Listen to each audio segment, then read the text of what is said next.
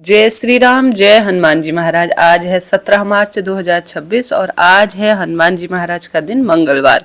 आइए मंगलवार व्रत कथा का श्रवण करते हैं और साथ ही सुनेंगे शिव महापुराण आज का अध्याय। जैसे कि आज त्रयोदशी तिथि 9:23 तक है, उसके उपरांत चतुर्दशी आरंभ हो जाएगी। नक्षत्र की बात करें तो आज सद्विषा नक्षत्र और पूर्व भाद्रपद नक्षत्र है। सिद्ध योग और साध्य योग का आज निर्माण हो रहा है। राहु काल का अशुभ समय 3:34 से 5:03 के आसपास है। राहु काल में किसी नए शुभ काम की शुरुआत ना करें। इसके अलावा आज का दिन चतुर्दशी का है, अर्थात शिव पूजा का सबसे सुंदर दिन है। हनुमान जी महाराज उनके ही 11वें रुद्रावतार है, तो ज्यादा से ज्यादा आज मासिक शिवरात्रि के दिन शिव आराधना में अपना समय व्यतीत करें। आज अभिजीत मुहूर्त अर्थात हर कार्य की जीत का मुहूर्त 12:11 से 12:49 के आसपास है। इस समय अगर किसी नए कार्य की शुरुआत करते हैं तो लाभ होता है।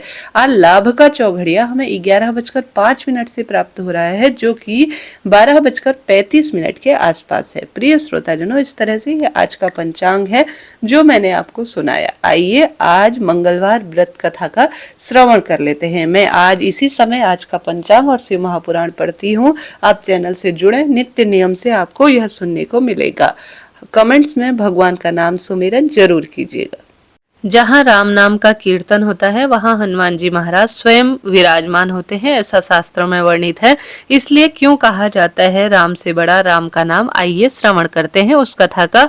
जैसे कि उत्तर रामायण के अनुसार अश्वमेध यज्ञ पूर्ण होने के पश्चात भगवान श्री राम ने बड़ी सभा का आयोजन कर सभी देवता, ऋषि मुनि, किन्नर, यक्ष और राजाओं को बड़े प्रेम पूर्वक आमंत्रित किया। सभा में आए नारद मुनि के भटकाने पर एक राजन ने भरी सभा में ऋषि विश्वामित्र को छोड़कर सभी को प्रणाम किया। ऋषि विश्वामित्र गुस्से से भरे उठे और उन्होंने भगवान श्री राम से कहा कि अगर सूर्यास्त से पूर्व श्री राम ने उस राजा को मृत्यु दंड प्रदान नहीं किया तो राम को वह पूर्ण रूप से श्राप देंगे। इस पर श्री रामचंद्र जी ने उस राजा को सूर्यास्त से पूर्व मारने का प्रण ले लिया था।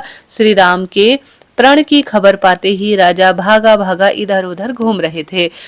हनुमान जी की माता अंजनी की शरण में वह राजा गए तथा बिना पूरी बात बताए उन्होंने प्राण रक्षा का वचन मांग दिया। तब माता अंजनी ने हनुमान जी को राजन की प्राण रक्षा का आदेश दिया। हनुमान जी ने श्री राम की शपथ लेकर कहा, कोई भी राजन का बाल बाका नहीं कर पाएगा। परंतु जब राजन ने भगवान बताया कि भगवान राम ने ही उनके वध करने का प्रण लिया है, तो हनुमान जी भी बड़े धर्म संकट में पड़ गए कि राजन के प्राण कैसे बचाया जाए और माता का दिया वचन भी कैसे पूरा किया जाए तथा भगवान श्री राम को श्राप से कैसे बचाया जाए। धर्म संकट में फंसे हनुमान जी को एक योजना सोची। हनुमान जी ने राजन से सरयू नदी के तट पर जाकर राम नाम का जाप करने के लिए कहा। हनुमान जी खुद सूक्ष्म रूप में राजन के पीछे छुप गए। जब राजन को खोजते खोजते श्री रामचंद्र जी सरयू के तट पर पहुंचे तो उन्होंने देखा कि राजन निरंतर राम नाम का जप कर रहे हैं। प्रभु श्री रामचंद्र जी ने सोचा, ये तो भक्त है और भक्त के प्राण कैसे हर लूं। तब श्री रामचंद्र जी ने राजभवन लौटकर ऋषि विश्वामित्र से अपनी दुविधा कही। विश्वामित्र अपनी बात पर अडिग रहे और जिस पर श्री रामचंद्र जी को फिर से राजन के प्राण हरने के लिए जो सरयू नदी है उसके तट पर आना पड़ा। अब श्री राम के समक्ष भी धर्म संकट आ गया कि कैसे वो श्री राम नाम जप रहे अपने भक्त का वध कर दे। राम सोचने लगे कि हनुमान जी को उनके साथ होना चाहिए तथा हनुमान जी तो कहीं गायब है, परंतु हनुमान जी तो अपने ही आराध्य के विरुद्ध सूक्ष्म रूप से एक धर्म युद्ध का संचालन कर रहे थे। हनुमान जी को यह बात ज्ञात थी कि राम नाम जपते हुए राजन को कोई भी नहीं मार सकता, खुद मर्यादा पुरुषोत्तम राम भी नहीं। श्री राम ने सरयू तट पर लौटकर राजन को मारने हेतु जब शक्तिवाण निकाला, तब हनुमान जी के कहने पर राजन निरंतर राम नाम जपने लगे। राम जानते थे राम नाम जपने वाले पर शक्ति बाण भी असर नहीं करती। वो असहाय होकर राजभवन लौट आए। विश्वामित्र उन्हें लौटा देखकर श्राप देने को उतार हो गए और राम को फिर सरयू तट पर जाना पड़ा। इस बार राजा हनुमान जी के इशारे पर जय श्री राम, जय श्री राम, जय हनुमान गा रहे थे। प्रभु श्री राम ने सोचा कि मेरे नाम के साथ साथ यह राजन तो शक्ति और भक्ति की जय जयकार बोल रहा है, ऐसे में कोई अस्त्र शस्त्र से मार नहीं सकता। इस संकट को देखकर श्री राम मूर्छित हो गए। तब श्री वशिष्ठ जी ने ऋषि विश्वकर्मा को सलाह दी कि राम को इस तरह संकट में न डाला जाए। उन्होंने कहा कि श्री राम चाहकर भी राम नाम जपने वाले को नहीं मार सकते, क्योंकि जो बल राम के नाम में है वह खुद राम जी में भी नहीं है। संकट बढ़ता देख ऋषि विश्वामित्र ने राम को संभाला और अपने वचन से मुक्त कर दिया।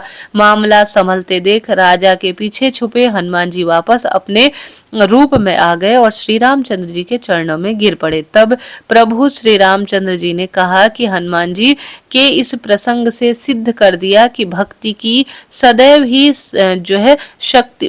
की शक्ति सदैव आराध्य की ताकत बनती है तथा सच्चा भक्त सदैव भगवान से भी बड़ा होता है। इस प्रकार श्री हनुमान जी ने राम नाम के सहारे श्री रामचंद्र जी को भी हरा दिया। बोलिए जय श्री राम, जय जय श्री बालाजी महाराज। प्रिय श्रोताजनों, यह तो राम नाम की जाप की कथा थी। अब आइए मंगलवार व्रत कथा भी सुन लेते हैं। बोलिए जय श्री राम, जय हनुमान जी महाराज। मंगलवार व्रत कथा अनुसार एक समय की बात है, एक ब्राह्मण दंपति की कोई संतान नहीं थी, जिस कारण वह बेहद दुखी रहा करते थे। एक समय ब्राह्मण वन में हनुमान जी की पूजा के लिए गए थे। वहां उसने पूजा के साथ साथ महावीर जी के एक पुत्र की कामना की, अर्थात हनुमान जी से उन्होंने एक पुत्र के लिए प्रार्थना की। घर पर उसकी स्त्री भी पुत्र प्राप्ति के लिए निरंतर हनुमान जी की भक्ति और मंगलवार व्रत किया करती थी। वह मंगलवार के दिन व्रत के अंत में हनुमान जी को भोग लगाकर ही भोजन करती थी। एक बार व्रत के दिन ब्राह्मणी न तो भोजन बना पाई और न ही हनुमान जी को भोग लगा सकी। उसने प्रण किया था वह अगले मंगलवार को हनुमान जी को भोग लगाकर ही भोजन करेगी। वह भूखी प्यासी 6 दिनों तक पड़ी रही। मंगलवार के दिन बेहोश हो गई। हनुमान जी उसकी निष्ठा और लगन को देखकर प्रसन्न हुए। उन्होंने आशीर्वाद स्वरूप ब्राह्मणी को एक पुत्र दिया और कहा कि यह तुम्हारी बहुत सेवा करेगा। बालक को पाकर ब्राह्मणी अति प्रसन्न हुई और हनुमान जी के खूब जय जयकार करने लगी। उसके बालक का नाम उसने मंगल रखा। कुछ समय उपरांत जब ब्राह्मण घर आया तो बालक को देखकर पूछा, ये कौन है? पत्नी बोली कि मंगलवार व्रत से प्रसन्न होकर हनुमान जी ने उसे यह बालक दिया है। ब्राह्मण को अपनी पत्नी पर विश्वास नहीं हुआ। एक दिन मौका देखकर ब्राह्मण ने बालक को कुएं में फेंक दिया। घर पर लौटने पर ब्राह्मणी ने पूछा, मंगल कहाँ है? तभी पीछे से मंगल मुस्कुराता हुआ आया। उसे वापस देखकर ब्राह्मण आश्चर्यचकित रह गया। रात को हनुमान जी ने उसे स्वप्न में दर्शन दिए और बताया कि यह पुत्र उसे उन्होंने ही दिया है। ब्राह्मण सत्य जानकर खुश हुआ। इसके बाद ब्राह्मण दंपति प्रत्येक मंगलवार को व्रत रखने वाले गए। जो मनुष्य मंगलवार को सच्ची निष्ठा भक्ति से मंगलवार व्रत करता है, जिस कामना के तहत नियम का पालन करता है, हनुमान जी उसके सभी कष्ट दूर करते हैं और सब सुख स्वयं ही उसे प्रदान करते हैं। और हनुमान जी महाराज सारे दुख तकलीफ पीड़ा का भी निदान करते हैं। बोली हनुमान जी महाराज की जय। संकट मोचन हनुमान की जय। जय जय श्री बालाजी महाराज। प्रिय श्रोताजनों, शिव महापुराण के आज मैं अध्याय रुद्र संहिता पंचम युद्ध खंड में पहुंच गई हूँ। ज्ञान वृद्धि और शिव कृपा के लिए मैं यह शिव महापुराण सुनती हूँ, पढ़ती हूँ, आपको सुनाती हूँ। आप सुनते भी हैं, आपका आभार और धन्यवाद। आइए आज का अध्याय हम श्रवण करते हैं। चैनल से जुड़े ताकि रोज आप शिव महापुराण सुन सके। कल तक की जो कथा थी उसे भी सुनिएगा ताकि आपको ज्ञान में वृद्धि हो। आरंभ करते हैं। आज के अध्याय में देवों के सत्वन से शिव जी का कोप शांत होना और शिव जी का उन्हें वर देना, मय दानव का शिव जी के समीप आना और उनसे वर याचना करना, शिव जी से वर पाकर मय का वितल लोक में जाना, यह सब वर्णित है। इसमें लिखा गया है शिव महापुराण में।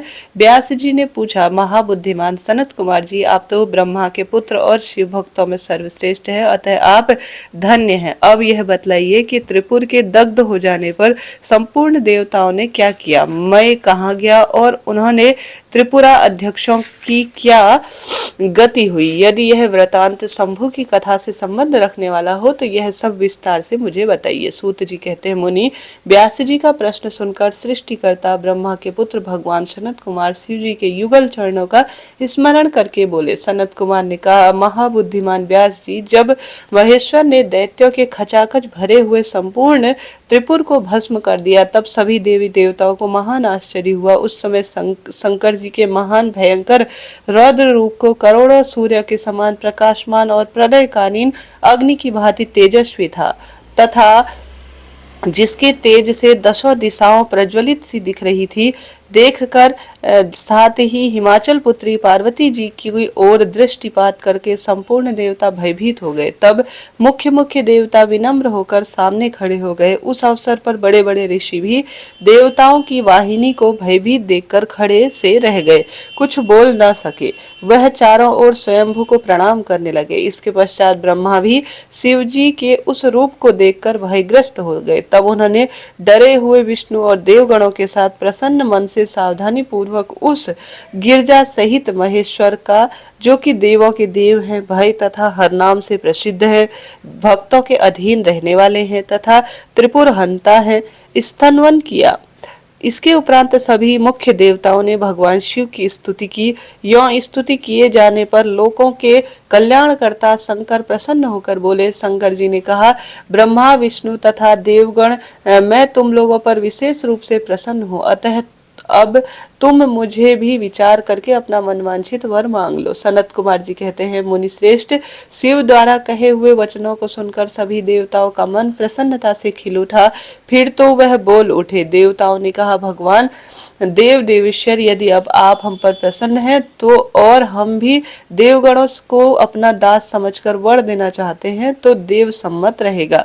जब जब देवताओं पर दुख की संभावना हुई है तब तक आप प्रकट होकर सदा उनके दुखों का विनाश करते हैं। सनत कुमार जी कहते हैं, महर्षि, जब ब्रह्मा विष्णु देवता ने भगवान रुद्र से ऐसी प्रार्थना की तब वह शांत और प्रसन्न होकर एक साथ ही ऐसा बोले, अच्छा सदा ऐसा ही होगा। ऐसा कहकर शंकर जी ने, जो सदा देवों का दुख हरण करने वाले हैं, प्रसन्नता पूर्वक देवों को जो कुछ भी अभिष्ट था वह सारा का सारा उन्हें प्रदान कर दिया।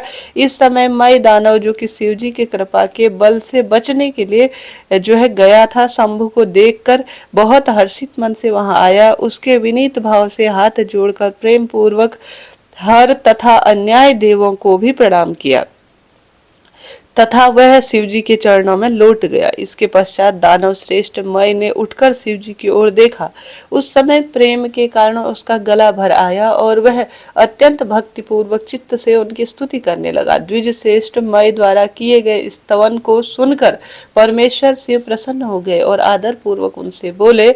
शिवजी ने कहा, दानव श्रेष्ठ मय, मैं तुझ पर प्रसन्न हूँ, अतः तू वर मांग ले। इस समय कुछ भी तेरे मन की अभिलाषा होगी मैं उसे अवश्य पूरा करूंगा। सनत कुमार जी कहते हैं, मुनि, शंभु के इस मंगलमय वचन को सुनकर दानव श्रेष्ठ मय ने अंजनी बात कर विनम्र होकर उन प्रभु के चरणों में नमस्कार करके कहा। मय बोला, देवादिदेव महादेव, यदि आप मुझ पर प्रसन्न हैं तो मुझे वर पाने के अधिकारी समझते हैं तो अपनी सारस्वती भक्ति प्रदान कीजिए। परमेश्वर, मैं सदा अपने भक्तों से मित्रता कैसे रखूं, दीनों पर सदा मेरा दया भाव बना रहे और अन्याय और दुष्ट प्राणियों की मैं उपेक्षा करता रहूं। परमेश्वर, मुझे भी अपने आतुर भाव को उदय न हो। नाथ, निरंतर आपके शुभ भजन में तल्लीन रहकर मैं निर्भय बना रहूं। सनत कुमार जी कहते हैं, व्यास जी, शंकर तो सबके स्वामी और भक्त वत्सल है। मैंने जब इस प्रकार उन परमेश्वर की प्रार्थना की तब वह प्रसन्न होकर मैं से बोले। परमेश्वर ने कहा, दानव सम्मत, तू मेरा भक्त है, इसलिए कोई भी तुझे विकार नहीं है। तू मेरा परम भक्त है। अब मैं तेरा जो कुछ भी अभिष्ट वर है वह सारा का सारा तुझे प्रदान करता हूँ। अब तो मेरी आज्ञा से अपने परिवार सहित वीतल लोक को चला जा, वहाँ स्वर्ग के लिए भी रमणीय है। तू वहाँ प्रसन्न चित्त से मेरा भजन करते हुए निर्भय होकर निवास कर। मेरी आज्ञा से कभी भी तुझे आसुर भाव का प्राकट्य नहीं होगा। सनत कुमार जी कहते हैं, मुनि, मैंने महात्मा शंकर को उस आज्ञा को सर झुकाकर स्वीकार किया और उन्हें तथा अन्यायजन को देवों को भी प्रणाम कर कर वह वितल लोक को चला गया। इसके उपरांत महादेव देवताओं के उस महान कार्य को पूर्ण करके देवी पार्वती अपने पुत्र और संपूर्ण गण सहित अंतर्ध्यान हो गए। जब परिवार सहित भगवान शंकर अंतर्ध्यान हो गए तब वह धनुष, बाण, रथ आदि सारा उपकरण भी अदृश्य सा हो गया। इसके उपरांत ब्रह्मा, विष्णु और अनाया देव मुनि गंधर्व किन्नर नाग सर्प अप्सरा और मनुष्यों को महान हर्ष प्राप्त हुआ। वह सभी शंकर जी के उत्तम यश का बखान करते हुए आनंद पूर्वक अपने स्थान को चले गए और वहां पहुंचकर उन्हें परम सुख की प्राप्ति हुई। महर्षि, इस प्रकार मैंने शशि मौली शंकर जी का विशाल चरित्र जो कि त्रिपुर विनाश को सूचित करने वाला है और परम उत्कर्ष लीला से युक्त है, सारा का सारा तुम्हें सुना दिया। प्रिय श्रोताजनों, यह रुद्र संहिता का आज 11वां और 12वां अध्याय हमने सुन लिया। आगे का अध्याय हम कल सुनेंगे। आज अभी के लिए इतना ही। श्री शिवाय नमस्तुभ्यम। हर हर महादेव।